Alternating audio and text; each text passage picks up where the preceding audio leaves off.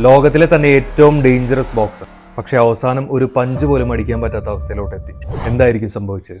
Muhammad Ali, സ്പീഡിന്റെ definition, പവറിന്റെ simple, float like a butterfly, sting like a bee. റിങ്ങിൽ തന്റെ എതിരാളികളെ ഓരോന്നായി തോൽപ്പിച്ചു. എല്ലാവരും വിചാരിച്ചു അലിയെ ആർക്കും തോൽപ്പിക്കാനാവില്ല എന്ന്.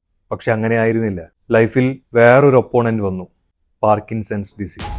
അദ്ദേഹത്തിന്റെ കൈകൾ വിറയ്ക്കാൻ തുടങ്ങി, സ്പീച്ച് സ്ലോ ആയി, ഒരു പഞ്ച് പോലും അടിക്കാൻ ബുദ്ധിമുട്ടായി. പക്ഷേ അലി ഒരിക്കലും തന്റെ പോരാട്ടം നിർത്തി. 1996 ഒളിമ്പിക്സിൽ തന്റെ ദീപശിഖ പിടിച്ചു നിൽക്കുമ്പോൾ അദ്ദേഹത്തിന്റെ കൈകൾ വിറയ്ക്കുന്നുണ്ടായിരുന്നു. എന്നാൽ ലോകം കണ്ടത് അദ്ദേഹത്തിന്റെ രോഗത്തെയല്ല, ഒരു ചാമ്പ്യന്റെ ധൈര്യമാണ് കണ്ടത്. ഒരു ഫിസിയോതെറാപ്പിസ്റ്റ് എന്ന നിലയിൽ പാർക്കിൻസൺസ് എന്ന് പറയുന്നത് ഒരു മൂവ്മെന്റിന്റെ അവസാനമല്ല.